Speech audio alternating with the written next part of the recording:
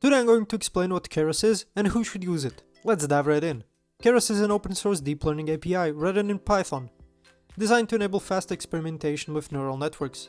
It acts as a high-level interface for TensorFlow, making it easier to build and train deep learning models. So who should use Keras? Beginners in machine learning and deep learning, looking for an accessible way to start. Data scientists, who need to prototype models quickly, or researchers, who want to experiment with complex neural networks without delving into low-level programming. Let's now show you how to use Keras. First, go to Google Colab, a free online platform for coding in Python with pre-installed libraries. No installation is required, just log in with your Google account. We'll import TensorFlow, the primary library for building and training machine learning models, and Matplotlib, a library for visualizing data which helps you understand our datasets better. Always ensure you import the libraries at the beginning of your script to avoid runtime errors. Now we'll have to load the MNIST dataset. This code will load the MNIST dataset and split it into training and testing sets.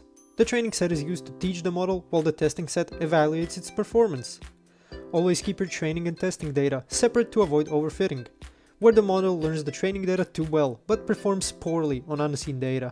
Now we'll have to pre-process the data.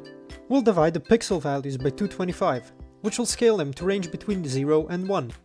This helps the neural network learn more effectively. If you skip normalization, the model may struggle to converge during training, leading to poor performance. Now let's visualize the data. This code will visualize the first image in the training set, along with its label.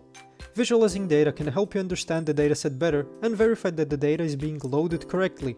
Here's how it looks like. Now let's actually get to building the neural network model. We'll flatten the layer, convert the 2D 28x28 images into 1D array of 784 pixels. Then we'll create two dense layers. The first dense layer has 128 neurons with ReLU activation, which helps introduce nonlinearity. The final dense layer will have 10 neurons, one for each digit. And we'll use softmax activation to output probabilities for each class. Choosing the right number of neurons and layers can significantly impact the model's performance. Start with simpler architecture and gradually increase complexity if needed. Now let's compile the model.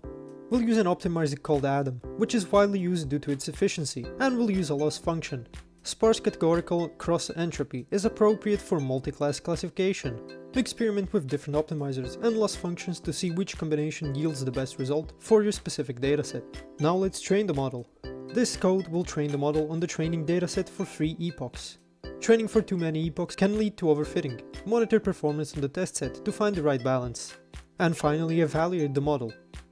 A high accuracy on the test set, close to the training accuracy, indicates that the model generalizes well. Once you're happy with its accuracy, you can save the model. Model.save will save your trained model, allowing you to reuse it without retraining. Keep backups of your models, especially if you're working with large datasets or complex architectures. When you want to load the model from your files, use this code. Ensure the file path is correct when loading models. Start simple. Begin with a simple model and gradually increase complexity.